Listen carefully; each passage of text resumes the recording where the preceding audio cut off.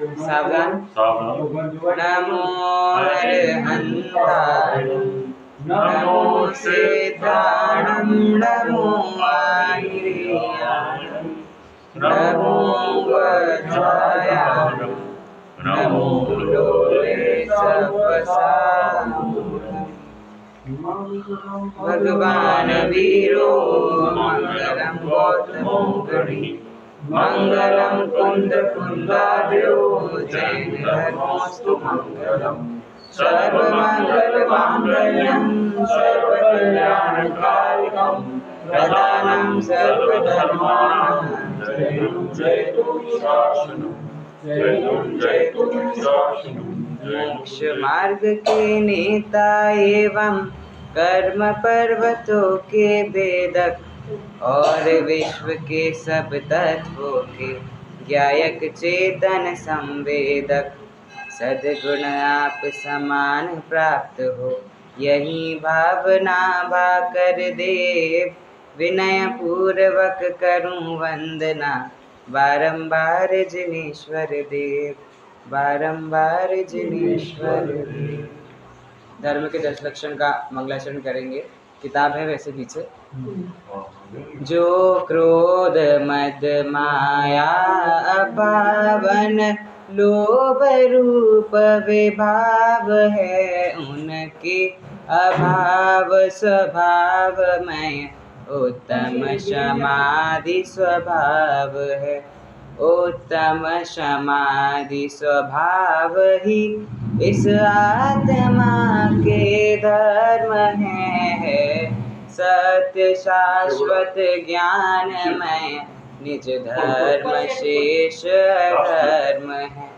निज आत्मा में रमण संयम रमण ही तप त्याग है। निज रमण आकिंचन है निज रमण परिग्रह त्याग है। निज रमणता ब्रह्मचर्य है निज रमणता 10 धर्म है। निज जानना पहचानना रमना धर्म का मर्म है। अरिहंत है 10 धर्म धारक सिद्ध है। आचार्य है उवजाय है मुनिराज सर्व प्रसिद्ध है। जो आत्मा को जानते पहचानते करते रमण वे धर्म धारक धर्म धन है। उन्हें हम करते नमन उन्हें हम करते नमन। 10 लक्षण महापर्व इस साल के हमारे सामने प्रारंभ हो रहे हैं। डूंगरपुर नगर में आगमन हुआ और जैसा सुना था बिल्कुल वैसे ही वातावरण वैसे ही लोग धार्मिक संस्कारों के साथ और ऐसी शुद्ध परिणामों के साथ ये 10 लक्षण पर्व हमारे बीते। एक यादगार पल हम सभी के साथ रहे और मुख्यतः तो परिणामों की शुद्धता संयम धारण करने का ये पर्व है। ये बात हम सभी ध्यान में रखते हुए इस पर्व का पालन करें। इसके साथ हम कल से प्रारंभ करेंगे उत्तम क्षमा से। प्रत्येक दिन एक एक धर्म का स्वरूप समझेंगे। आज तो हम मुख्यतः ये समझते हैं कि 10 लक्षण महापर्व है क्या चीज़। ऐसा क्या है 10 लक्षण महापर्व में जो इसको पर्व नहीं कहते ये महापर्व कहा है और इतना महान है कि साल में 3 बार आता है। और बाकी पर्वों से अन्य क्यों हैं? क्यों बाकी पर्व रक्षाबंधन दिवाली तो एक एक दिन के त्यौहार होते हैं? क्यों 10 लक्षण 10 दिन का होता है? देखिए अंतर है पर्व और त्यौहार का। आप त्यौहार को पर्व और पर्व को त्यौहार नहीं कह सकते। आपने कभी कहा है 10 लक्षण त्यौहार आ रहे हैं? हमने हमेशा क्या कहा है 10 लक्षण पर्व आ रहे हैं। और दिवाली पर हमने क्या कहा है दिवाली त्यौहार है, पर्व नहीं कहा है। देखिए त्यौहार और पर्व में शुद्धता का अंतर आता है। अब दिवाली में क्या है थोड़ा बहुत मस्ती मजाक चलता है, खाने पीने का त्यौहार है, अच्छे अच्छे कपड़े पहनना होता है। ये सब चीज़ें हम 10 लक्षण में करते हैं क्या? नहीं, क्योंकि ये क्या है ये पर्व है। और पर्व में भी क्या है महापर्व है। जब पर्व की परिभाषा आगे आएगी तो पर्व की परिभाषा अर्थात मंगल कार्य या मंगल अवसर या मंगल काल ऐसा काल अर्थात क्या, समय, ऐसा समय जिस समय में हम ऐसे कार्य करते हैं जो मंगल हो। मंगल अर्थात क्या, मलम गालेति इति मंगलः, जो भी बुरे कार्य होते हैं, मल समझते ना, ऐसे मल का जो नाश करता है, गंदगी का जो नाश करता है, ऐसे समय को हमने कहा है मंगल। और इन 10 दिनों में हम छद्मस्त जीवे प्रयत्न करते हैं कि जितना हमसे हो सके उतनी शुद्धता को हम क्या है, धारण करें। अब देखिए, एक बहुत बड़ी भ्रांति ये है कि हमने 10 धर्म बोले हैं तो लोग समझते हैं कि 10 धर्म प्रकार के हैं। सामायिक धर्म हो गया, मार्दविक धर्म हो गया, आर्जविक धर्म हो गया, ये अलग अलग धर्म थोड़ी ना है। ये तो एक अच्छा आइडल, एक आदर्श धर्म क्या होना चाहिए, उसके क्या क्या लक्षण होने चाहिए, वो ये 10 प्रकार के हैं। अब कोई व्यक्ति है, हम उस व्यक्ति को बोलेंगे कैसा है, तो एक व्यक्ति अच्छा गा लेता है, एक अच्छा खाना बना लेता है, एक अच्छा नाच लेता है, एक पढ़ लेता है, ऐसे अलग अलग बोलते हैं क्या? अरे एक ही व्यक्ति में 10 गुण हो सकते हैं कि नहीं हो सकते? उसी प्रकार एक धर्म में ये 10 गुण हो सकते हैं कि नहीं हो सकते? हो सकते हैं। तो एक धर्म में जो इस प्रकार के 10 लक्षण पाए जाते हैं, लक्षण की परिभाषा न्याय दीपिका में क्या आई है? व्यतिकीर्ण वस्तु व्यावृत्तिर हेतु लक्षणम, मतलब अन्य चीज़ों से उस चीज़ को अलग जो कर दे उसका नाम है लक्षण। भाई 4 लोग खड़े हैं, उसमें से हमने किसी एक को बोला भाई जिसने चश्मा लगाया है वो, तो उन चारों में से चश्मा लगाने वाला अलग हो जाएगा कि नहीं? जो गोरा है, जो लंबा है वो, तो उन चारों में जो लंबा हो वो अलग हो जाएगा। उसी प्रकार इतने सारे धर्म है जगत में, उसमें से सच्चा धर्म कौन सा है, महाधर्म कौन सा है? तो जिस धर्म में ये 10 प्रकार के गुण, क्षमा, मार्दव, आर्दवी 10 गुण पाए जाते हैं, वो धर्म वास्तविक धर्म है। और उसी धर्म का हमें क्या करना है, प्रारंभ करना है, उसी धर्म को अपनाना है। अब 10 लक्षण धर्म जो हैं, ये 2 विशेषण इसके साथ हम देते हैं, सार्वकालिक और सार्वभौमिक। देखिए, सार्वकालिक अर्थात तो क्या, सभी काल में, तीनों काल में यह पर्व मनाया जाता है, क्योंकि यह पर्व अनादि अनंत है। जब से धर्म का प्रारंभ हुआ है तब से लेकर ये धर्म अभी तक मनाया जाता है। आगे छठे काल में जाके भी जब धर्म का नाश होगा और पुनः जब धर्म प्रारंभ होगा तो वो धर्म प्रारंभ इसी 10 लक्षण के माध्यम से होगा। उसकी पूरी कथा मैं आपको बताऊंगा आगे। तो इस प्रकार धर्म का प्रारंभ होता है। और सार्वभौमिक क्यों बोला? क्योंकि हमने बोला क्षमा करना, मार्दव मधुरता रखना, आर्जव अर्थात क्या, सरलता रखना। तो ये गुण तो जगत में सभी अच्छा मानते हैं, भाई सबको क्षमा करना चाहिए, सभी सरल भाव धारण करना चाहिए, माया कषाई नहीं करनी चाहिए, ये तो सभी जगत में सभी लोग इस गुण को अच्छा मानते हैं ना, कौन बुरा कहता है? तो सार्वभौमिक सिर्फ ऐसा नहीं कि जैनों का पर्व है, किसने कहा जैनों का ही पर्व है? क्यों अन्य लोग नहीं मना सकते इसको? बिल्कुल मना सकते हैं। क्षमा धारण कोई और नहीं कर सकता, मार्दव कोई और नहीं कर सकता, कोई भी कर सकता है। तो सार्वभौमिक सभी लोग इस धर्म का पालन कर सकते हैं। और सार्वकालिक अर्थात संपूर्ण कालों में, तीनों कालों में इस पर्व को मनाया जाता है। थोड़ा सा पर्व के स्वरूप पर हम चर्चा करते हैं। देखिए, पर्व होते हैं 2 प्रकार के, शाश्वत पर्व और तात्कालिक पर्व। शाश्वत पर्व को हम और क्या कहते हैं? त्रैकालिक। जो पर्व हमेशा से बनाए आ रहे हैं और आगे भी हमेशा हम बनाते रहेंगे, वो शाश्वत पर्व है। हमें क्या प्राप्त करना है? सुख। कैसे सुख प्राप्त करना है? संसारी सुख या शाश्वत सुख? शाश्वत अर्थात क्या? जिसका कभी नाश नहीं होता। तो उसी प्रकार 10 लक्षण पर्व ऐसे शाश्वत पर्व है, 10 लक्षण पर्व है, अष्टांगी का महापर्व है, अष्टमी चौथ, ऐसे पर्व है ये जो कभी नाश नहीं होंगे। और दूसरे क्या बोले थे? तात्कालिक। एक कौन से हो गए? पहले शाश्वत, और दूसरे कौन से हो गए? तात्कालिक। तात्कालिक पर्व में भी 2 चीज़ें हैं, या तो किसी व्यक्ति विशेष संबंधित है या घटना विशेष से। किसी दिन कोई घटना घटी होगी तो उस दिन एक पर्व बन गया, उसका नाम हो गया तात्कालिक पर्व। किसी दिन किसी व्यक्ति ने निर्वाण प्राप्त किया, किसी व्यक्ति ने कोई अच्छा काम किया, उसके नाम पे पर्व बन गया, तो वो हो गया तात्कालिक पर्व। अब शाश्वत पर्व से तात्कालिक पर्व अच्छा है या तात्कालिक पर्व शाश्वत पर्व अच्छा है? देखिए, पर्व तो दोनों ही अच्छे हैं। हमें तो पर्व तो एक माध्यम है हमारे परिणामों को शुद्ध करने के लिए, किंतु अंतर इतना आता है, जो तात्कालिक पर्व है वो तो एक दिन नष्ट हो जाते हैं। क्यों? जैसे अभी भगवान महावीर का काल चल रहा है तो हम महावीर जयंती मनाते हैं। इसके पहले पार्षद भगवान का था, तब कौन महावीर जयंती मनाता था? जब आदिनाथ भगवान का काल था तो उनकी जयंती मनाते थे। किसको पता है महावीर जयंती क्या है, पार्षद जयंती क्या है? तो व्यक्ति तो क्या बदलते रहते हैं, घटनाओं का भी क्या है, अभी कोई घटना घटी, रक्षाबंधन है, इतनी बड़ी घटना घटी हम मनाते हैं, उससे बड़ी कोई घटना घट जाएगी तो दूसरा पर्व आ जाएगा।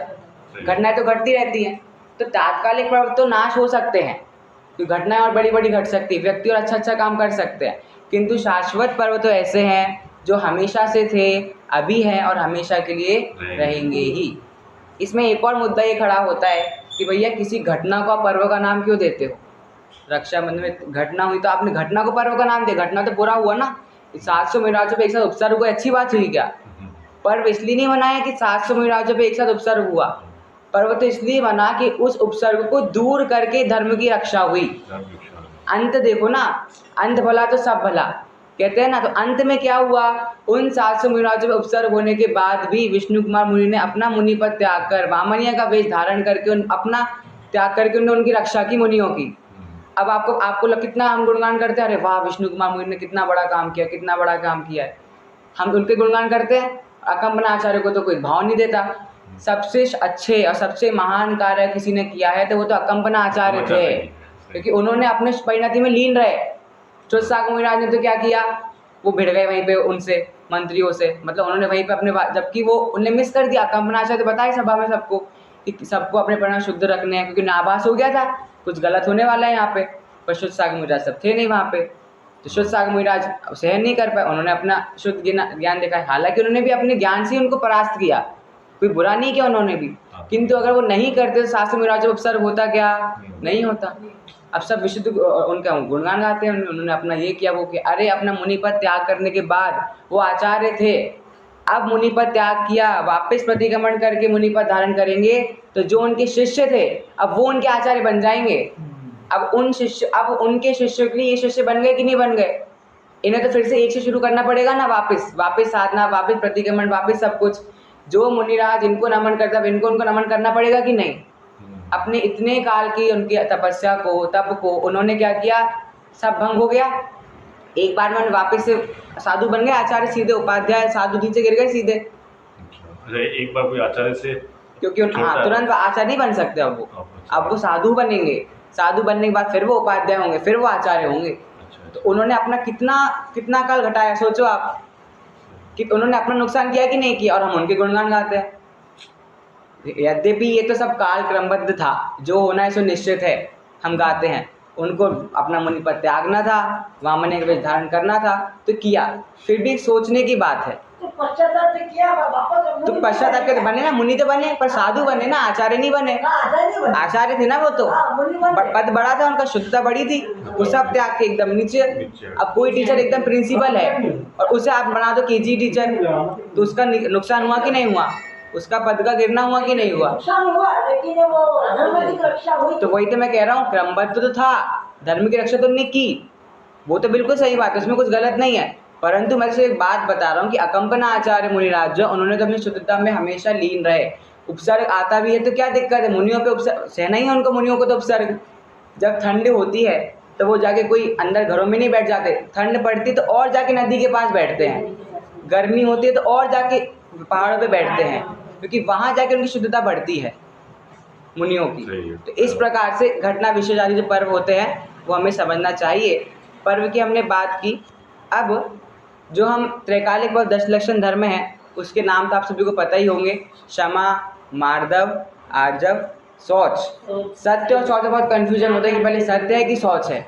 देखिए इसमें एक हम ये ले सकते हैं कि 4 कषाय के अभाव से होता है, तो क्रोध के अभाव क्षमा, मान के अभाव से मार्दव, माया से आर्जव और फिर लोभ से शौच। ऐसे करके शौच पहले लेके शौच, सत्य, संयम, तप, त्याग, आकिंचन, ब्रह्मचर्य, अंत में हम क्षमावारी धारण करते हैं। देखिए इसमें अब थोड़ी सी हम कथा के ऊपर आते हैं। जब इसमें एक प्रश्न ये उठता है, शिष्य से प्रश्न करते हैं कि आपने जब एक बार कह दिया कि 10 लक्षण पर्व अनादिकाल से चला आ रहा है, तो उसकी कैसी कथा? कोई चीज़ अनादिकाल से, तो उसकी कथा हो सकती है क्या? कथा हो ही नहीं सकती उसकी कोई कथा। तो हम ये कहते हैं कि ये कथा हम ये इसलिए नहीं बता रहे कि ये धर्म क्यों मनाते हैं, हम तो प्रामाणिकता देने के लिए, भैया ये धर्म जैसी कोई चीज़ दुनिया में है, वास्तव में ऐसी कोई चीज़ दुनिया में होती है, इसलिए हम बता रहे हैं। प्रामाणिकता कैसे बता रहे हैं? देखिए हम किस काल में, अभी पंचम काल में। कितने काल होते हैं? 6 काल होते हैं। तो अभी हम उत्सर्पणी के काल में हैं, फिर अपसर्पणी के, ऐसे 6 काल इधर के और 6 काल। ठीक है, इधर 1 2 3 4 5 6 और फिर इस तरफ 1 2 3 4 5 6। मैं नाम अवसरपणी का है। हाँ, अपसरपणी का हम पंचम काल में है, दुखमा काल में हमें, फिर इधर उत्सर्पणी आएगा। ऐसे 6 इधर के और 6 इधर के नाम वगैरह नहीं बताने तो कन्फ्यूजन हो जाएगा। अब जब अपसरपणी में सबसे पहला काल क्या है? सुखमा। सुखमा सबसे ज़्यादा सुख रहता है। सुख है मतलब धर्म वहाँ पे होगा कि नहीं? उत्कृष्ट लेवल पे सबसे ज़्यादा क्या है वहाँ पे? धर्म होगा। तो धर्म होता है पहले काल में, फिर दूसरे काल में थोड़ा घटता है, तीसरे में घटता है, चौथे में घटता है, हम 5वें में अभी है, 5वें में, 6ठे में तो पूरा खत्म हो जाता है। अब ये कौन सा? अपसर्पणी काल। अब इसका उल्टा चलता है आपका उत्सर्पणी, वहाँ पे 6वें काल में रहेगा धर्म, 6वें में रहेगा सबसे ज़्यादा, 5वें में उससे कम, चौथे में उससे कम, तीसरे में उससे कम, दूसरे में कम और पहले में पूरा। जैसा हमारे जो 6वें में यहाँ स्थिति वो वहाँ पे पहले में स्थिति, ऐसा उल्टा चलता है, 22 वर्ष चलता है। अब यहाँ पे क्या होता है, जब हम यहाँ 5वें काल में अभी हम हैं और 6ठा काल प्रारंभ होगा, धर्म का हो जाएगा पूर्ण तरह विनाश। तो जब उत्सर्पणी में हम जाएंगे तो वहाँ के पहले काल में जब धर्म का प्रारंभ होगा, तो धर्म का प्रारंभ होता है तो 49 दिन तक अच्छी अच्छी चीज़ों की वर्षा होती है।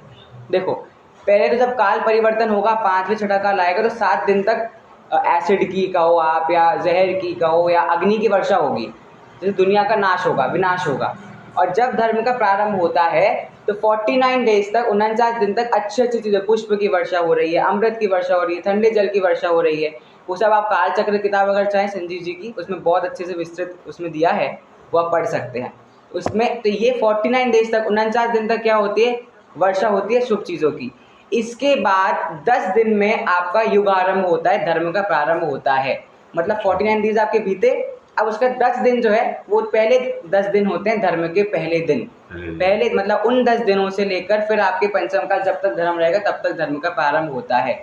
वही 10 दिन क्या है? ये 10 लक्षण पर्व है। ठीक है, मतलब 10 धर्म की जो प्रमाणिकता है वो इसलिए नहीं कि कब शुरू हुए, ये तो धर्म आरंभ कैसे होता है, युग आरंभ कैसे होता है, उसकी कथा है। और हर बार ऐसा होगा, जब भी पंचम काल आएगा अपसर्पणी का तो धर्म का नाश होगा, 6ठे काल में उत्सर्पणी, फिर 49 डेज तक ऐसा होगा, 49 दिन, फिर 10 दिन धर्म प्रारंभ होगा, फिर जाके वो नाश होगा अपसर्पणी में 6ठे काल में, फिर जब पहले में प्रारंभ होगा तो वापस से ये 49 डेज तक वर्षा होगी, फिर 10 दिन में आपको 10 लक्षण प्रारंभ होगा। ये काल ये चलता ही रहता है, चलता ही रहता है, ऐसा घूमता ही रहता है। तो ये 10 धर्म दिन जो हैं उनको नाम दिया हमने धर्म के 10 लक्षण। अब पहले बता दी ये धर्म के 10 लक्षण हैं। देखो किताब का नाम भी क्या दिया दादा ने? धर्म के 10 लक्षण। 10 लक्षण धर्म नाम नहीं दिया, नहीं तो लोग समझते ही उल्टा है कि 10 लक्षण 10 प्रकार के धर्म है। धर्म के 10 लक्षण, धर्म तो क्या है? एक ही है। उस धर्म का पालन करते हुए इन 10 चीज़ों का हमें ध्यान रखना चाहिए। अब इन 10 चीज़ों के आगे एक शब्द लगता है उत्तम। उत्तम शब्द क्यों लगाया? देखिए आप पढ़ेंगे आगे हम देखेंगे तो उत्तम शब्द है सम्यक दर्शन का सूचक। किसका सूचक है? सम्यक दर्शन का। अर्थात जो सम्यक दृष्टि जीव है वो सम्यक दृष्टि जीव ही क्या है? इन 10 धर्मों का पालन करता है, उसी को ये 10 धर्म प्रकट हुए हैं। तो हम क्या करें? हम तो कर ही नहीं सकते, हम छोड़ दें क्या? तो देखो आप कहीं भी पढ़ोगे तो श्रावक शब्द आता है भूमि का अनुसार। जितना हमसे पालन हो सके उतना तो हम पालन करें। पूरे दिन भर पाप में तो इसलिए उससे बचने का प्रयत्न करते थे, तो इस समय पे आगमन कम होता था। दूसरा रीजन वही, व्यापार आदि लोग बंद रखते थे, अपना व्यापार कम करते थे, तो क्या करना होता था? धर्म में लगते थे। अब तो व्यापार पहले करना है कि इस दिन दुकान, इस दिन नहीं, बाद में धर्म करना है। और जीव जंतु की हत्या भी कम होती थी, तो इसलिए इस समय पे अधिकतर लोग क्या है? धर्म करते थे। बाकी 2 समय भी मनाना चाहिए। देखो परिणाम शुद्धता तो हमें रखनी ही चाहिए। कितने लोग तो ऐसे उन्हें पता ही नहीं कि 10 लक्षण 3 बार आता है, परंतु साल में वो 3 बार आता है। हमें मनाना हर बार चाहिए, एक बार हम विशाल रूप से बनाते हैं। परंतु देखो पर्व तो मैंने पहले ही बोला, पर्व किसका? ये पर्व ये है, पर्व तो संयम धारण करने का पर्व है। हमें कुछ आयोजन थोड़ी ना करना है इसमें। हमारे भाई साहब कहते हैं आयोजन में प्रयोजन नहीं भूलना है, बड़े बड़े टेंट लगवाना है, पेंटिंग करवानी है, साफ करवा, ये थोड़ी ना पर्व करना है। हमें एक ही चीज़ करनी है, बस संयम धारण करना है, आत्मा की शुद्धता करनी है, बस इतना नहीं हो सकता। इतना करने के लिए क्या चाहिए? अब जैसे हम रात में प्रवचन रख रहे हैं, हम कल रात को क्षमा का स्वरूप आपको बताएंगे। क्षमा दिन खत्म होने में 4 घंटे बचे हैं, अगले दिन मार्दव का दिन, क्षमा भूल जाने का है, मार्दव का दिन खत्म होगा, आर्जव आ जाएगा, आर्जव के बाद शौच। तो ऐसा नहीं है, हम तो क्षमा को इसलिए समझाएं ताकि वो पूरे जीवन काल तक हमें ध्यान में रखना है। एक दिन तो ना पालन करना है सिर्फ क्षमा को। एक बार स्वरूप उसका समझा तो उसको अंत समय तक उस स्वरूप को हमें ध्यान में रखना है। इसलिए नहीं तो मैं सोच रहा था कि हम सुबह रखें प्रवचन ताकि लोग दिन भर उसका पालन करें, तो फिर मैंने सोचा कि हमें एक दिन पालन करना है क्या बस? फिर तो क्या मतलब है, एक दिन अगले दिन दूसरा धर्म, तीसरे दिन तीसरा धर्म आ जाएगा। वही तो समझाए कि भैया धर्म तो एक ही है, हमें तो जब तक इस धर्म के साथ हमें, तब तक इस धर्म का हमें पालन करना ही करना है। हर दिन हर पल हमें इस धर्म को अपने मन में रखना ही चाहिए। वास्तविकता में ये एक धार्मिक पर्व है, और कोई भी धार्मिक पर्व उनका प्रयोजन एकमात्र वीतराग भाव की वृद्धि का ही उनका प्रयोजन होता है। अगर आपकी वीतराग भाव नहीं है, कितना ही आप बड़ा बड़ा आयोजन कर लो, बड़े बड़े विद्वानों को बुला लो, खूब हल्ला गुल्ला कर लो, कोई मतलब नहीं है। सिर्फ आपने तो उल्टा हिंसा करी। धर्म क्षेत्र में पाप करते हो, डबल पाप लगता है। धर्म क्षेत्र में हम क्यों आते हैं? ताकि हमारा पाप कम हो। वहाँ आके उल्टा और पाप कर रहे हो। इससे 10 लक्षण नहीं मनाते, कम से कम हिंसा तो होती। 10 दिन में हिंसा खूब करी और अपना चिंतन बिल्कुल नहीं किया, क्या मतलब रहा 10 लक्षण करने का? कोई मतलब नहीं रहा। अब हम क्या सोचते हैं, ये देखो ये 10 तिथि हैं, इन तिथियों में धर्म अच्छे से करना है। अब ये बताओ मुझे आप, धर्म तिथि के अनुसार होता है या मन की शुद्धि के अनुसार होता है? अरे जिस दिन मन की शुद्धि प्रकट होगी वो दिन तिथि बन जाएगी, वो दिन पर्व बन जाएगा। जिस दिन अपनी आत्मा को आपने पहचान लिया उस दिन पर्व बन जाएगा। हमने देखा ना अभी, जिस दिन आत्मा का कल्याण हो जाता है उस दिन उसके नाम से पर्व बन जाते हैं। महावीर जयंती कब बनी? कुछ था ही नहीं उसके पहले तक। जिस दिन निर्वाण हो उस दिन दीपावली बनने लगी। जिस दिन अपनी आत्मा की शुद्धता प्रकट होगी उस दिन पर्व बनेगा। पर्व के अनुसार आत्मा की शुद्धता नहीं होती है, आत्मा की शुद्धता के अनुसार पर्व बनते हैं। और पर्व त्योहार में अंतर मैंने आपको बता ही दिया। अनादिकाल से हमारी आत्मा में इतने कर्म उत्पन्न हो रहे हैं, इतने भाव उत्पन्न हो रहे हैं, हमने कभी सोचा ही नहीं। एक पल के लिए बैठ के हम सोच सकते हैं कि वास्तविक धर्म है क्या? हम जो धर्म प्रारंभ कर रहे हैं, हमने प्रारंभ किया कि नहीं? हम क्या बोल रहे हैं, सुबह उठ गए, हम प्रवचन करा, भक्ति की, पूजन की, ये कि हमने खूब धर्म किया। हमने अभी तक धर्म का शुरुआत नहीं की है। हमारा धर्म अभी तक शुरू नहीं हुआ है। शुरू कब होता है धर्म? सम्यक दर्शन प्राप्त करने के बाद। सम्यक दर्शन पहली सीढ़ी है धर्म प्राप्त होने। किस किस को सम्यक दर्शन है यहाँ?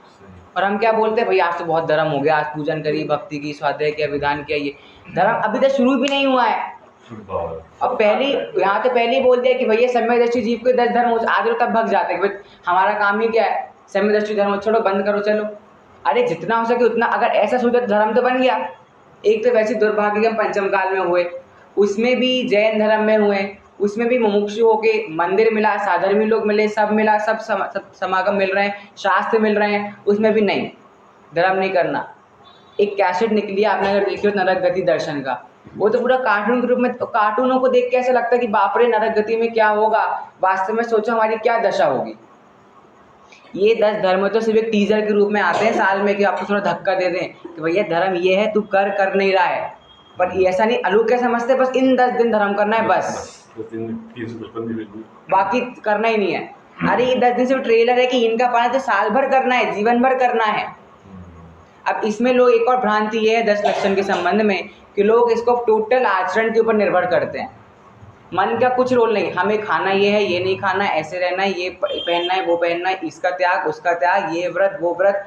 दिन भर कुछ खाया नहीं, भूख लगी जा रही और ग्रंथ बस लेटे पड़े आराम से। उससे अच्छा तो तू खा जो खाना है, कम से कम धर्म तो कर दिन में 1 घंटा। क्या मतलब है? पूरा देखो यहाँ पे इतना चले, चारित्र ही साक्षात धर्म है। सम्यक दर्शन, सम्यक ज्ञान तो चारित्र वृक्ष की जड़ें हैं।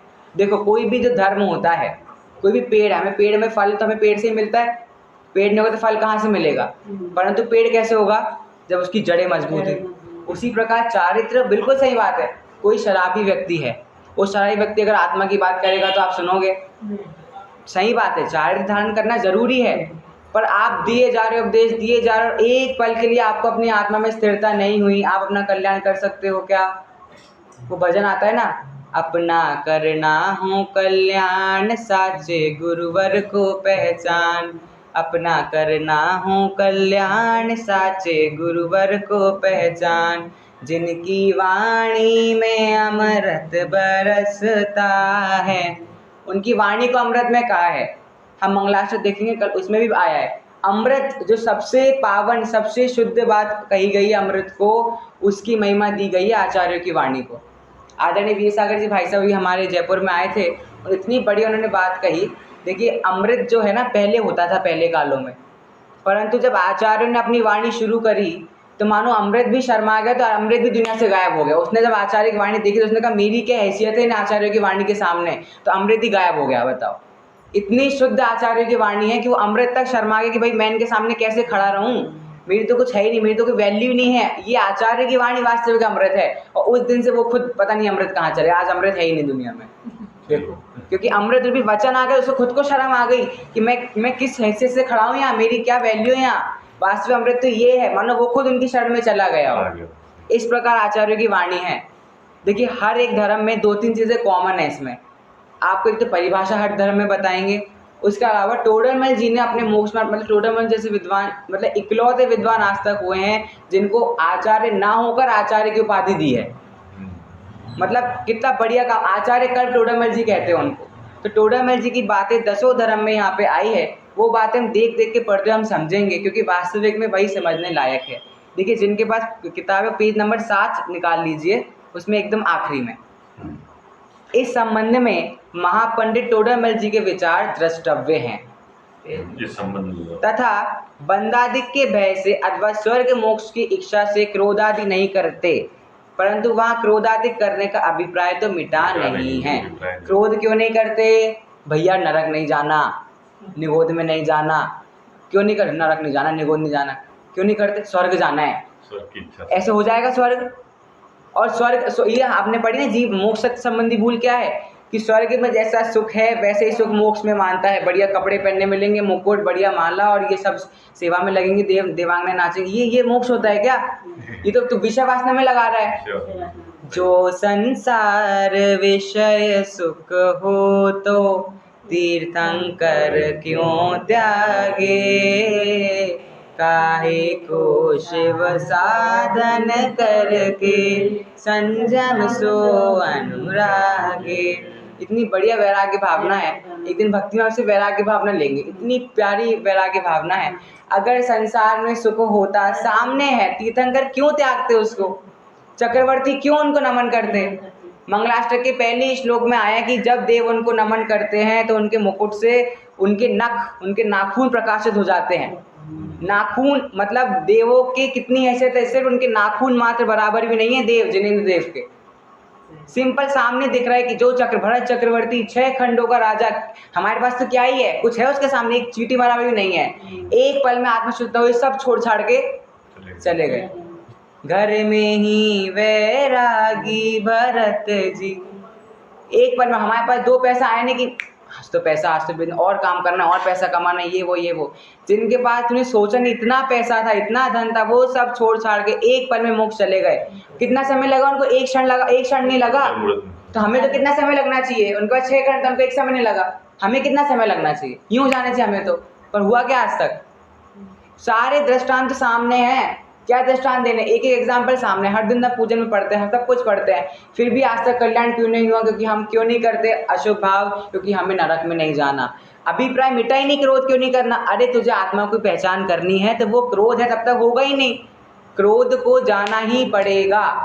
एक ट्रेन जब तक जाएगी नहीं, दूसरी कैसे आएगी? क्रोध जब तक जाएगा नहीं तब तक क्षमाभाव कैसे आएंगे? उस क्षमाभाव को धारण करने के लिए क्रोध को जाना पड़ेगा। ये अभिप्राय तो है नहीं। अभिप्राय तो क्या है कि भाई मुझे नरक नहीं जाना, निगोद नहीं जाना, स्वर्ग की प्राप्ति करनी है मुझे, इसलिए मुझे क्या करना है? क्रोध नहीं करना। आगे क्या बोला? उदाहरण दिया बहुत अच्छा। जैसे कोई राजाधिक के भय से अथवा महंत पने के लोभ से पर स्त्री का सेवन नहीं करता तो उसे त्यागी नहीं कहते। कोई राजा है, ठीक है, वो किसी पर स्त्री को नहीं, क्यों भैया, प्रजा मेरा क्या ना, प्रजा मुझे क्या कहेगी, उसे त्यागी कहते हैं। अरे वैसे 96 रानियाँ ऑलरेडी हैं उसके पास, और कितनी रानियाँ चाहिए? मैं सिर्फ 96 रानियाँ मेरी बस, और किसी को नहीं देखता मैं। वो कम है क्या? कम है क्या? नहीं, मैं और किसी को नहीं देखता, बस इतनी है मेरी बस। उसे कोई त्यागी कहता है? वारिशेन मुनि की अगर आपने कथा सुनी हो, स्थितिकरण अंग जो है सम्यक दृष्टि का, उसमें प्रसिद्ध हुए हैं। उसमें उन्होंने कैसे पुष्प डाल का आखिर में कैसे स्थितिकरण किया। उसे अपनी पत्नी की बहुत याद आ रही वारिशेन को। मतलब वो 12 साल हो गए उसे मुनिपद, एक तो जोश में मुनिपद धारण कर लिया, अब 12 साल हो गए मुनिपद में, और समावशरण का संयोग मिला। समावशरण गया तो वहाँ पे कोई श्लोक पढ़ रहे थे देव, उसका अर्थ कुछ इस प्रकार था कि अगर किसी स्त्री का कोई पति खो जाता है तो स्त्री साम दान दंडभेद करके उसको ढूंढ ही लेती है। इतना उसने सुना और भाग गया, वो वहाँ समावशरण से भाग गया कि मुझे मेरी पत्नी क्या कर रही होगी, पत्नी क्या कर रही होगी, उसको ढूंढने चला गया 12 साल बाद। तब वारिशेन मुनि समझ गए कि क्या हुआ उसका, वो उसके पीछे पीछे भागे। अब वो नगर में पहुंचे तो उन्होंने अपनी माँ से कहा, मतलब पहले जो गृहस्थ अवस्था में उनकी माँ थी वारिशेन की, उन्होंने कहा कि जितनी स्त्री से मेरा संयोग मतलब संबंध था पहले मुनि गृहस्थ अवस्था में, उन सबको तुम ले आओ। सारी स्त्री सज धज के आ गई। अब वारिशेन ने इनसे कहा, पुष्पराज ये मेरी स्त्री है, तुझे जो पसंद तू ले जा। तो इतनी सारी स्त्री की आदत, तो एक स्त्री जो तू जितनी चाहिए तू ले जा। इतना कहते ही उस पुष्पराज को ऐसी शर्म अपने अंदर आई कि मैं तो एक स्त्री के पीछे समस्त शरण छोड़ के भाग आया, और इनने तो कितना सब कुछ छोड़ दिया, इतनी सुंदर सुंदर स्त्रियां छोड़ दी। क्योंकि एकमात्र स्त्री जो वर्ण करने होगे वो है मोक्ष लक्ष्मी। मतलब एक बार कैसे स्त्री का स्थितिकरण हो गया। रत्नगण शावकाचार्य में पढ़ो आप लोग, 8वें अंक के जो श्लोक है कहानियों के साथ, इतना बढ़िया उसमें मर्म आया है। इतना वाक्य उन्होंने बोला कि तुझे वही सही तो बोला, तुझे 2 स्त्री चाहिए ले जा ना, अब क्यों नहीं ले जा रहा। समाशरण का संयोग प्राप्त हुआ उसको, वो छोड़ के अपनी स्त्री की याद करके तुझे यहाँ पे आ गया। 12 साल बर्बाद कर दिए। 12 साल बस मेरी पत्नी क्या कर रही होगी, पत्नी क्या कर रही होगी, और जोश में आके मुंडेश्वर धारण कर ली। मुनि आए थे वारिशेन मुनि उनके गांव में आहार लेने, उनके साथ बात करते करते चला गया।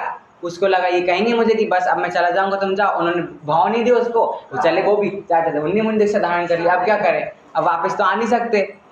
और उसका वो भी देखो, लोगों को वैराग्य प्रकट होना चाहिए समशरण में, उसको कहाँ, उसको समशरण में क्या हो रहा है, पत्नी की याद आ रही है। बताओ टोडरमल जी ने क्या बोला है, इनके अभाग्य की महिमा हमसे नहीं कही जाएगी। अभाग्य की महिमा नहीं कही जाएगी, भाग्य तो छोड़ो, भाग्य तो है ही नहीं, इतना महा इनका, वो अभाग्य की महिमा हम नहीं कर सकते। वही यहाँ पे कह रहे हैं, भैया बस 96,000 रानियां मेरी और कोई नहीं है, उसे कोई त्यागी कहेगा। उसी प्रकार हजारों कषाय और कह रहे भाई मैं क्रोध नहीं कर रहा, क्रोध नहीं कर रहा, कोई तुम्हें कहेगा तुम्हारे अंदर क्रोध नहीं है। वैसे ही ये क्रोधाधिक का त्यागी नहीं है। तो त्यागी कैसे होता है, अगले पेज में, पदार्थ अनिष्ट इष्ट भाषित होने से क्रोधाधिक होते हैं। देखिए बालबोध पाठमाला में कषाय का पाठ आपने पढ़ा तो उसमें ये बोला था, जब पर पदार्थ इष्ट या अनिष्ट भाषित होते हैं तो कषाय उत्पन्न होती है। और तत्व ज्ञान के अभ्यास से जब पदार्थ इष्ट अनिष्ट भाषित नहीं होते तब कषाय छूट जाती है। यही 2 शब्द है, इष्ट और अनिष्ट। मैंने ये किया, मैं इसका भोगता हूँ, मैं इसका करता हूँ, मैं इसका सब कुछ हूँ। सबसे ज़्यादा परोपकारी हम जीवन में किसे मानते हैं, माँ बाप को। अरे माँ बाप ने भी बच्चे उनके गए तो कुछ कारण ही था ना, ताकि बुढ़ापे में सहारा दे। उनका भी तो एक स्वार्थ ही था, कहने में सोचने विचार करते स्वार्थ था कि नहीं था। जिनको हम संसारी लोक में सबसे ज़्यादा महान माँ बाप को मानते, कुछ ना कुछ तो उनका भी स्वार्थ था कि नहीं। तो जब वो अपना स्वार्थ रख सकते तो तू किस हक से अपने आप को इसका करता मान रहा है, भाई ये मेरी गाड़ी है, ये मेरा घर है, ये मेरा बंगला, ये मेरा, ये वो मेरा, कुछ तेरा है ही नहीं। क्षण भर में ऐसे चला जाए। अभी कोरोना में किस पूरी दुनिया पलट गई लोगों की, सोचा था किसी ने कुछ हो जाए, किसको पता कब क्या हो जाएगा। और अपने आप को क्रमबद्ध कर बस कर रखा है। जब तत्व ज्ञान के अभ्यास से, देखो वही बात आ गई, तत्व ज्ञान के अभ्यास से कोई इष्ट अनिष्ट भाषित ना हो तब स्वयं ही क्रोधादि उत्पन्न नहीं होते, और तब सच्चा धर्म होता है। समझ आया, तत्व ज्ञान का अभ्यास भी नहीं हुआ, अभिप्राय भी नहीं मिटा, पर पदार्थ इष्ट अनिष्ट भी मतलब अभी तक लगते हैं इष्ट अनिष्ट, ये मेरा है, ये मेरा है, वो मेरा नहीं, ये मेरा नहीं है। कुछ नहीं है तेरा इस जगत में, इतना इस जीव को समझना चाहिए। एकमात्र आत्मा तो अपना है। अब कोई चीज़ हमारा सच्चा सागा संबंधी, उसके लिए हम जान तक न्यौछावर कर देते हैं। और यहाँ पर संयोग मेरे कुछ है नहीं, उनमें लगा है, और एकमात्र मेरा आत्मा है जो अनादिकाल से मेरे साथ में है, उसको ध्यान नहीं है। ये जो लोग अभी संबंध बड़े, अभी छूट जाएगा, इस जन्म के बाद कहाँ जाने वाले साथ में, किसको पता कौन कहाँ जाने वाला है। पर ये आत्मा तो हमारे साथ जाएगी ना, ये तो हमारा सगा संबंधी है कि नहीं। नरक से लेकर मोक्ष तक हमारे साथ यही रहेगा कि नहीं रहेगा, पर इसी का ख्याल नहीं है। और दुनिया में सबकी इस जीव को पड़ी है, साथ में तो यही रहने वाला है। सम्यक दर्शन और सम्यक ज्ञान पूर्वक क्रोधाधिक का नहीं होना ही उत्तम समाधि धर्म है। आज हमने क्षमा किया, आज हमने मान किया, आज हमने मान किया, क्यों समय दृष्टि हो गया, तू समय दृष्टि हो गया इस जीव को, हुआ ही नहीं है। हम तो सिर्फ हमारे रूप में भूमि का अनुसार, अरे तू प्रारंभ तो कर। चलता हमेशा एक व्यक्ति अकेला ही है। महात्मा गांधी अकेले चले थे, फिर पूरे देश को आज़ाद कर दिया कि नहीं कर दिया। अकेले अपने परिणाम की शुद्धता प्रारंभ तो कर, धीरे धीरे धीरे समय दर्शन भी हो जाएगा। कितने लोग, असंख्यात अनंत लोग हैं संसार में, कितने लोग अभी स्वाध्याय कर रहे हैं, कितने लोग अभी दिन धर्म सुन रहे हैं, उनमें छठे छठा लोग सुन रहे हैं। यहाँ तक तो आ गए ना, एक दिन कहाँ जाएंगे, मोक्ष ही प्राप्त कर लेंगे। रास्ते में एक कांटा अड़ा है, वो आत्मा की शुद्धता, उसी तो प्राप्त करना है, बस वही नहीं हो पा रहा। यद्यपि 10 धर्मों का वर्णन शास्त्र में जहाँ तक मुनि धर्म की अपेक्षा किया गया है, बिल्कुल सही बात है। एक टोडरमल जी का बात और दूसरे मुनि धर्म, आगे 10 धर्म में बहुत सी बातें मुनि धर्म के अनुसार हमें बताएं कि मुनि धर्म में इसका आचरण होता है। मुनि धर्म में आचरण होता है। मुनि धर्म भी कौन, हम मनुष्य तो मुनि बने ना, कोई और तो नहीं बने। मुनि अपने भूमिका अनुसार उसका पालन कर रहे हैं। सारे मुनि सम्यक दृष्टि हैं क्या? नहीं है, पर हो भी सकते हैं। वो हमसे तो बेहतर हैं ही, वो तो अपने रूप से उसका पालन कर ही रहे हैं, पर हम भी तो हमारे हिसाब से कर ही सकते हैं ना। अच्छा, ये किताब जिन्होंने लिखे मुनि है क्या? नहीं लिखे, पर उनने कैसे लिख दी फिर? इतना उन्होंने कैसा ज्ञान करा दिया? अरे जो जीव जितना कर सकता, हम कर सकते हैं क्या इनसे अच्छा? नहीं कर सकते।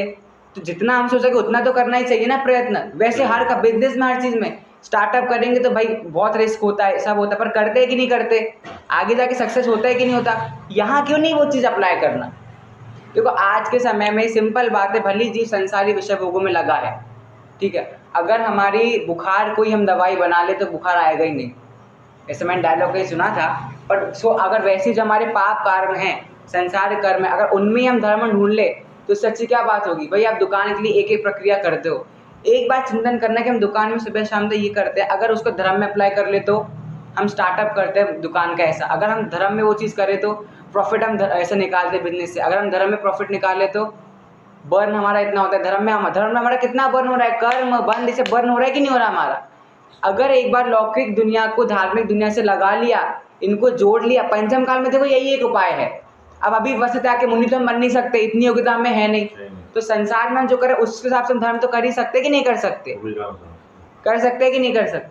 देखो मुनि धर्म में भी किस प्रकार धर्म प्रकट होता है, एकदम नीचे दिया है। मुनियों को अनंतानुबंधी आदि 3 कषाय के अभाव रूप उत्तम समाधि धर्म होंगे।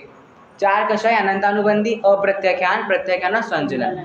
अनंतानुबंधी 3 मतलब अनंतानुबंधी, अप्रत्याख्यान और प्रत्याख्यान, क्योंकि संजुलन कषाय 6वें 7वें गुण स्थान में भ्रमण करते ना मुनि, तो उसमें भी क्या उनको संजुलन कषाय के रहने से ही भ्रमण करते हैं। तो बाकी 3 कषाय को अभाव हो जाता है तो उनको सच्चे धर्म प्रकट हो जाते हैं। कौन से 3 कषाय? अनंतानुबंधी, अप्रत्याख्यान और प्रत्याख्यान। किसको? मुनियों को। उसके बाद पंचम गुण स्थानवर्ती ज्ञानी श्रावकों को, पंचम गुण स्थानवर्ती ज्ञानी श्रावक अनंतानुबंधी आदि 2 कषाय, 2 कषाय मतलब अनंतानुबंधी और अप्रत्याख्यान। कौन से गुण स्थान वाले? 5वें गुण स्थान। हाँ, अब पंचम गुण स्थान में जो 11 प्रतिमाएं होती हैं उसका भी स्वरूप हम देखेंगे अगर एकदम में समय मिला, क्योंकि हमें समझने होगी वो 11 प्रतिमाएं हैं। हम मुनि तो बन नहीं सकते, पर सच्चे श्रावक तो बन सकते कि नहीं बन सकते? उतना तो कर ही सकते थे। तो उनका स्वरूप क्या है पंचम गुण स्थानवर्ती श्रावक का, वो भी हम एक दिन देखने का प्रयत्न करेंगे। 2 कषाय के अभाव में किसको धर्म प्रकट होता है? नहीं, 2 कषाय के अभाव में पंचम गुण स्थानवर्ती श्रावक को, और 3 कषाय के अभाव में किसको होता है? मुनि। ठीक है, इसी प्रकार चतुर्गुण स्थानवर्ती अविरत सम्यक दृष्टि के, अविरत सम्यक दृष्टि को मतलब अभी भी उसको सम्यक दर्शन तो है, पर वो उसे औपसमिक सम्यक दर्शन है, वो उसका छूट जाएगा, शायक नहीं हुआ है उसको। शायक होगा तो शपथ सीढ़ी चढ़ के सीधे ऊपर, अभी औपसमिक है इसको, तो वो छूट जाएगा, फिर वापस पाप में मिथ्यात्व में लग सकता है, फिर वापस होता है। तो औपसमिक सम्यक दर्शन होने से अविरत सम्यक दृष्टि इसको बोला है। जो सम्यक दर्शन छूट जाएगा वो सम्यक दर्शन वाला जीव होता है चौथा गुण स्थानवर्ती। उस जीव के एकमात्र अनंतानुबंधी कषाय के अभाव रूप उत्तम समाधि धर्म प्रकट होंगे। हम कौन है इनमें से? इन तीनों में से कोई तो होंगे, 3 आ गए, एक तो होंगे हम। जब हम 14 गुण स्थान से पढ़ाते हैं कहीं, तो हम पूछते हैं आप कौन से गुण स्थान में है, तो लोग बोलते हैं भैया हम चौथे में ही होंगे, आप पहले में होंगे। ऐसा लोगों की धारणा है। ठीक है, तो ऐसे मैंने पूछा, पर यहाँ अच्छा है सबको पता है, इनमें से हम एक भी नहीं। हम किस में है? मिथ्या, पहली गुण तो मिथ्या वाले जीवों के लिए बोला है। मिथ्या दृष्टि के उत्तम समाधि धर्म नहीं होते। थोड़ी बहुत आशंका भी नहीं थी, कुछ तो होते ही नहीं, सीधे मुंह पे रिजेक्ट, मुंह पे होते ही नहीं है। ठीक है, इसकी कषाय कितनी भी मंद क्यों ना हो, उसके उक्त धर्म प्रकट नहीं हो सकते, क्योंकि उक्त धर्म कषाय के अभाव से प्रकट होने वाली पर्याय हैं। कषाय की कितना बढ़िया पॉइंट है, कषाय की मंदता से नहीं। थोड़ा सा आलू खा सकते हैं, थोड़ा सा ही खा रहे हैं, पूरा नहीं खा रहे, थोड़ा सा खा सकते हैं, वैसे थोड़ी सी कषाय कर सकते हैं। करने को तुम पूरी करो, किसका क्या जा रहा है, पर धर्म प्रकट नहीं होगा। अभाव करना है कषायों का, मंदता नहीं। बहुत इंपॉर्टेंट, बहुत जरूरी पॉइंट है। उत्तम समाधि धर्म कषायों की मंदता से नहीं, अभाव से प्रकट। 10वें धर्म में लगाना, क्षमा का प्रकट होगा सच्चा जब क्रोध का अभाव हो जाएगा। मंदता, मंद हम कई बार होते हैं, 10 दिन में हम मंद नहीं रहते का, हम पहला मंद रखते ही हैं। मंद रखने से कुछ नहीं होगा ही नहीं, थोड़ा पंडित, थोड़ा सा इत्तू सा भी नहीं होगा। टोटल अभाव होने पर ही क्या हो सकता है, 10 धर्म प्रकट हो सकते हैं। मंदता से तारतम्य भेद पड़ते हैं। उन्हें शास्त्रों में लेश्या संज्ञा दी। लेश्या संज्ञा अगर आप देखें, लेश्या जो है हम जीवों के लिए बताइए, मतलब चलो कुछ तो बताया हमारे लिए, नहीं तो अभी तक कुछ है ही नहीं, हम कुछ कर ही नहीं सकते। लेश्या में ऐसा होता है जब आखिरी लेश्या आपकी आती सबसे शुद्ध, उसमें बोला जाता है जो संयोग पुण्य से प्राप्त हैं उनमें संतुष्ट रहता है। ठीक है, जो संयोग, तो कृष्ण लेशा सबसे बुरी लेशा, ना खुद धर्म करता है ना दूसरे को करने देता है। नील लेशा में खुद तो नहीं करता, दूसरों को करने देता है। कापोत में जितना है थोड़ा करता है पर सच्चा स्वरूप नहीं समझता। कृष्ण नील कापोत हो गया। पीत लेशा में क्या होता है, उपयोगी कार्य कम करता है, अनुपयोगी ज्यादा करता है, परंतु न्यायपूर्वक करता है। 4 लेशा समझ में आए। कृष्ण लेशा में क्या बोला, ना खुद धर्म करता है ना दूसरे को। नील लेशा में क्या बोला, खुद तो नहीं करता। कापोत में क्या बोला, खुद करता है दूसरे भी करने देता है पर सच्चा स्वरूप धर्म का नहीं समझता। आप लोग बताना आप किस में हो। पीत लेशा वाला उपयोगी कम करता है, अनुपयोगी काम ज्यादा करता है, किंतु जितना करता है न्यायपूर्वक करता है, अन्याय भी न्यायपूर्वक करता है। देखो पीत। पद्म लेशा में उपयोगी कार्य ही करता है, अनुपयोगी नहीं करता। और आखिरी में शुक्ल लेशा में जो जैसे संयोग प्राप्त है उनमें संतुष्ट रहकर अपनी आत्मा की वृद्धि करता है। कौन कौन है इस लेशा में, शुक्ल में? 3-4 अपन आगे हैं।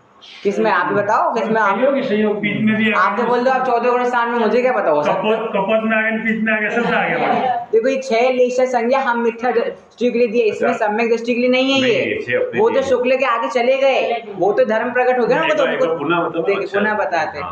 देखिए लेशा होती है कषाय अनुरंजित योग को लेशा कहते हैं। कषायों से अनुरंजित, रंगी हुई, ये कलर है 6 कलर, मैं आपको बताता हूँ। कषाय से जो रंगी हुई हैं, कोई चीज आपने मान लो किसी और कलर का था ये दरवाजा, आपने उसे येलो कर दिया, येलो हो गया, उसका कलर दिख रहा है। वैसे हमारी आत्मा शुद्ध है और उसे किसने रंग दिया, कषाय ने रंग दिया, उसे क्या कहते हैं, लेश्या। कितनी होती हैं, 6। कृष्ण, नील, कापोत, पीत, पद्म और शुक्ल। कृष्ण मतलब होता है काला, सबसे बुरा कलर काला मानते हैं। देखिए ये कलर से समझने के लिए कि शुद्ध साफ साफ हो जाते हैं कलर, ऐसा उसका संबंध कुछ ऐसा है नहीं ज्यादा, सिर्फ प्रैक्टिकल काला। कृष्ण मतलब क्या बोला, जो ना स्वयं धर्म करता है ना दूसरे को धर्म करने देता है, कृष्ण लेशा।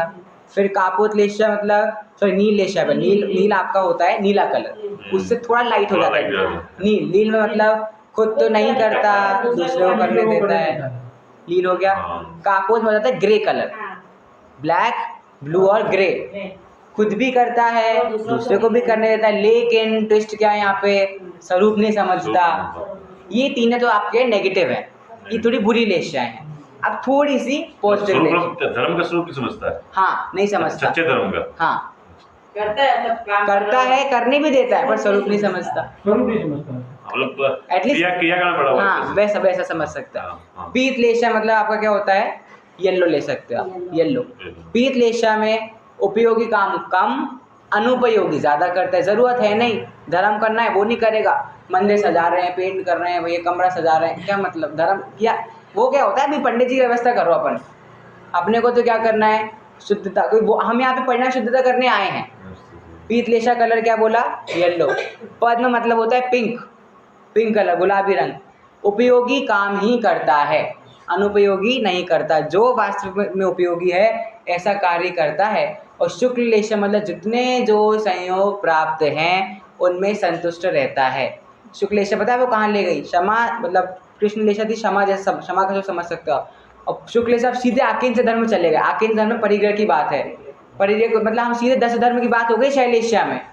तो किसने कहा 10 धर्म हमारे लिए नहीं है, हमारे को प्रकट नहीं हुए हैं, पर हम भूमिका अनुसार का पालन कर सकते हैं लेशा के आधार से। दुकान शास्त्रों में लेशा संज्ञा दी गई है, समझ आया लेशा, हम किस लेशा में, आप सब अपने अपने हिसाब से विचार करना।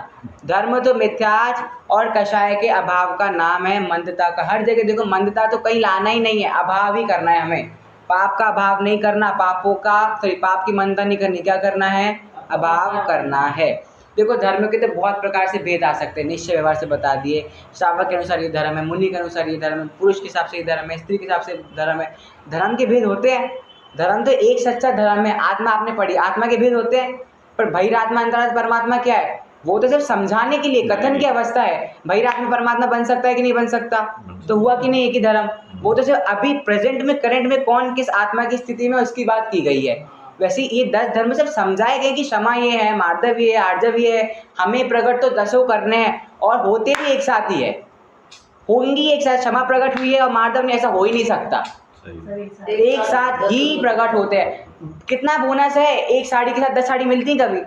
इधर देखो, एक धर्म प्रकट हो 10 धर्म एक साथ हो गए, एक साथ ही होते हैं और होंगे ही। हम तो ऐसे निकटवर्ती भव्य जीव है कि हम यहाँ तक आ गए हैं तो निश्चित रूप से हम जाएंगे ही जाएंगे। अब कितना जल्दी जाना है वो हमारे हाथ में है, जाएंगे तो पक्का। ये तो अब लिख के ले लो, हमारे दादा ठोक के बोलते थे कि जितने लोग सब हमारे सब मोक्ष जाने ही वाले, 100% लिख के ले लो। अब वो हमारे हाथ में, किसको जल्दी जाना है किसको बाद में जाना है। जीतेगा तो वही जो पहले जाएगा। रस्सी पकड़ लेना पड़ेगा। रस्सी पकड़ ली, अब फटाफट चढ़ना है बस, किसी तरह का नंगा अब वो हमारे ऊपर है। भव्य जीव तम हो गए, इतर निगोचन निकल गए, अब भव्य नहीं है। भव्य जीव का ही पता है आपको, दूरवर्ती भव्य भी एक भेद होता है भव्य जीव का। वो अभव्य के समान ही होता है कि मतलब वो भी मोक्ष जाएगा नहीं, पर वो है भव्य, इतना दूर है भव्य वो। अरे कन्नड़ में आप पढ़ोगे तो उसमें दूरवर्ती भव्य ऐसा नाम दिया है। क्या अंतर है उसके भव्य भव्य में? ये अंतर है कि वो भव्य है, ये भव्य है बस, बाकी वो भी बहुत दूर है। हम तो निकटवर्ती भव्य हैं, जा सकते हैं, बस क्या समझना है, सच्चा स्वरूप उनका समझना है।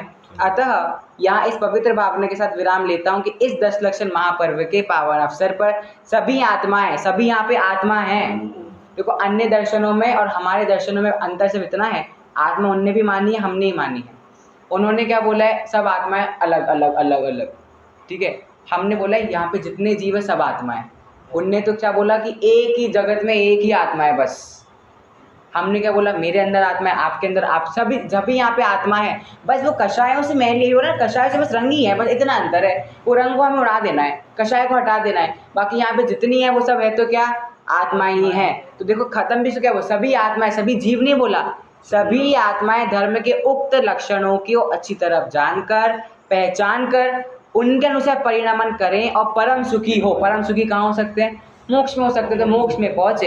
इसी मंगल भाव से विराम लेता हूँ और हम सभी भी ऐसे शुद्ध परिणामों को रखें और लेशाओं से निकलकर कषायों के अभाव करके चौथे गुणस्थानातीत पहुँचे।